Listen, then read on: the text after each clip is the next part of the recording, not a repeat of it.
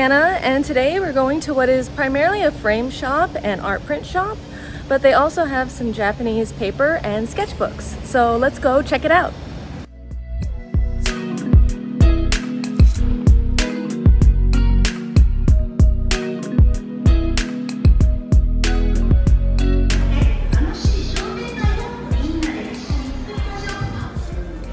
So this is a giant frame store, as you can see, with also art prints.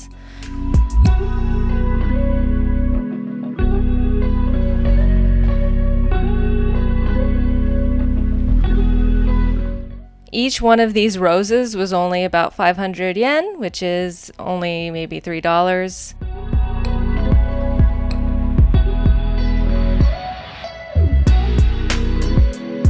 I primarily came back here to look at their different paper supplies and buy some new stuff. So there's this cool kind of fold out sample you can see, and then there's the plain version here for 1,600 yen. And then I came across these cool fan ones with sort of the fabric background.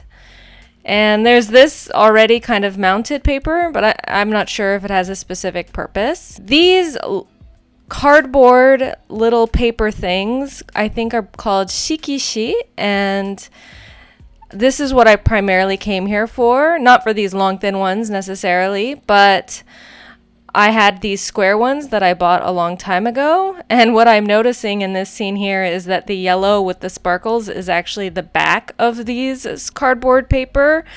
I had been using the yellow side as the front, so I just keep checking all of them. But you can see the silver is obviously the front and the yellow is the back. And there's also a gold one next to it. And there's these cool long frames, so you could definitely like mount it and have it as a finished piece. I'm mostly interested in the square ones. And I thought these black ones could be really cool if you drew something very bright on top of it that's got high opacity. So I definitely want one of those. But they have all these other colors as well. And I really liked these cool ones with like gold on the background with these sort of traditional motifs that I feel like I've seen honestly, mostly in probably origami paper than anything else, but I'm sure it exists in other traditional forms of art as well. So let's just look at these for a bit. There's a bunch of different kinds.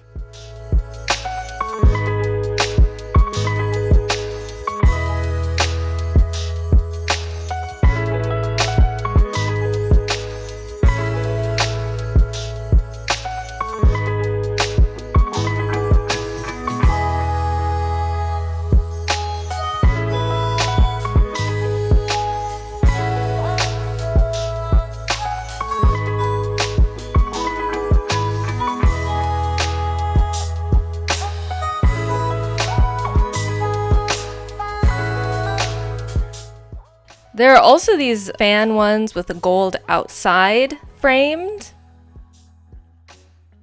And then there's more where there's a circle with the gold framing it.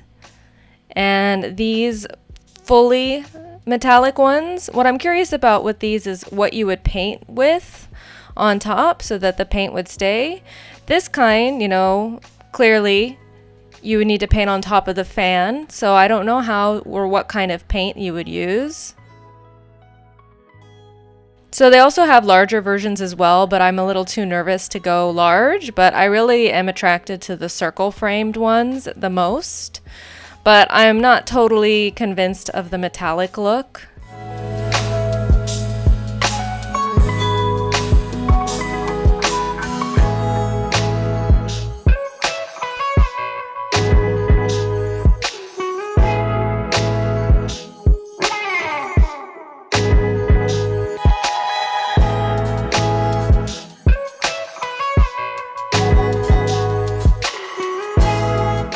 And my favorite of the large one was honestly this more plain circle with just kind of a light green paper. It's not as loud, I feel like. The loudest is definitely this one, which has like a fabric. It's not paper, and it's this metallic sheen pattern.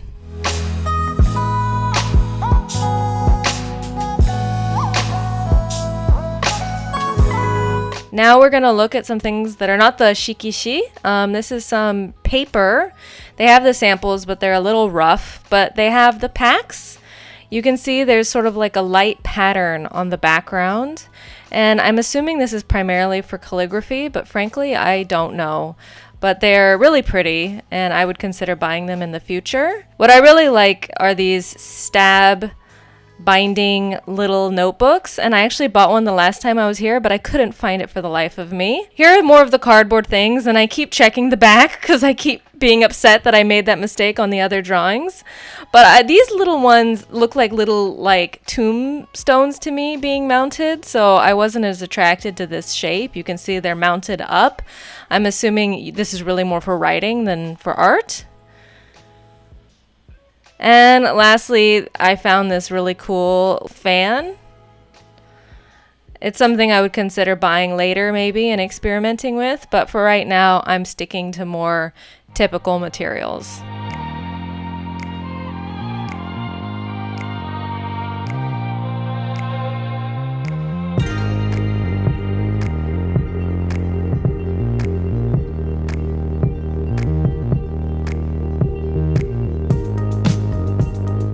Now, just to show you the rest of the shop, the majority of it is just frames. Some of them are used. I think maybe most of them are used. Or you can get something originally framed. I saw a little girl there with her father getting like her own artwork there, custom framed. So that was very sweet. But I would definitely come back here to just buy some frames like these square ones and make artwork to fit specifically these cheap frames. These ones are only 500 or 400 yen. Or this little one, you can make like a little triptych, I think. They do also have easels, like these small easels, but I don't really use them. And then there was this cat corner, a lot of cat sample prints in the frames, which I thought was funny. But that was pretty much it for the frame store, and we're heading home.